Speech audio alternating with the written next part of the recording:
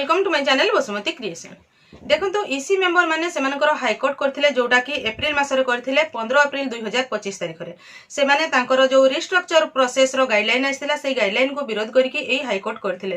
तापरे आपण माने निश्चित भाव रे जानिथिबे जे एई हाईकोर्ट जो से माने करथिले डेट परे डेट गोटे परे गोटे से बहुत आसी चलीछि जोथरे आपण मानको मन रे मध्ये गोटे प्रश्न थिबो जे आजि मध्ये गोटे डेट थिला जोटा कि 27 अक्टोबर 2025 तारिख आजि रो डेट रे कोन हेइछि आगामी डेट आछि कि आ कोन हेइछि से विषय रे मध्ये एई वीडियो रे आपण माने जानि परिबे।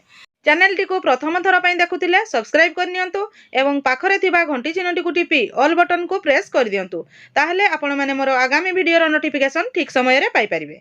देखंतु प्रथम रे सेमानकर एठी हमें कहि रखिबा जे ए जो अक्टोबर मासरे सेमानकर टोटल 7 टी डेट आसिलानी।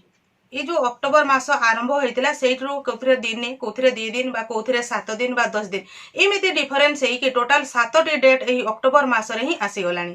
ताहले सेई जो हमरो डेट थिला 27 अक्टोबर 2025 तारिख सेई दिन ताहले कोन सबु हेइछि एही अक्टोबर मास रो डेट गुडी को हमें कहबा को गले देखंतु प्रथम रे 3 अक्टोबर रे गोटे सुनानी थिला तापरे 13 अक्टोबर थिला 14 अक्टोबर रे सुनानी थिला 16 अक्टोबर रे सुनानी थिला 22 अक्टोबर रे थिला एवं 22 अक्टोबर परे ताहा 27 अक्टोबर को आउ एक डेट थिला।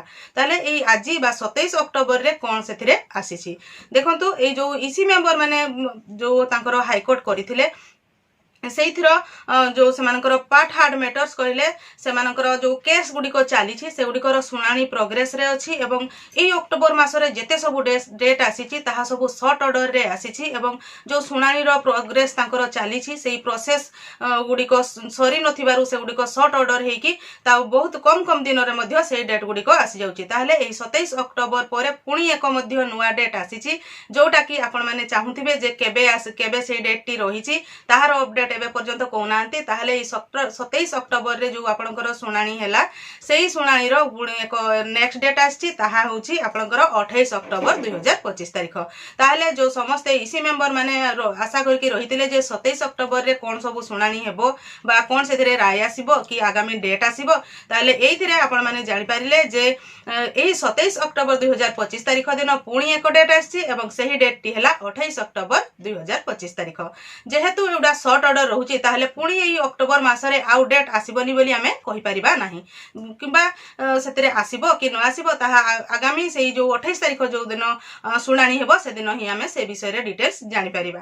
ताहले जो माने अपडेट जानिबा पई चाहुथिले तांको पई एटा होची अपडेट जे 27 तारिख रो सुनानी रे आपनकर 28 अक्टोबर 2025 तारिख को पुणी डेट रहिला। एही ईसी मेंबर मानकर जो रिस्ट्रक्चर रिलेटेड से माने हाईकोर्ट करथिले बा केस करथिले सेही केस रो नेक्स्ट डेट होची 28 अक्टोबर 2025 तारिख।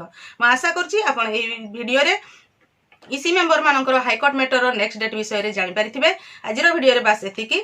आजिरो वीडियो टी को आपण शेष पर्यंत देखिथिबारु आपनको बहुत बहुत धन्यवाद। नमस्कार।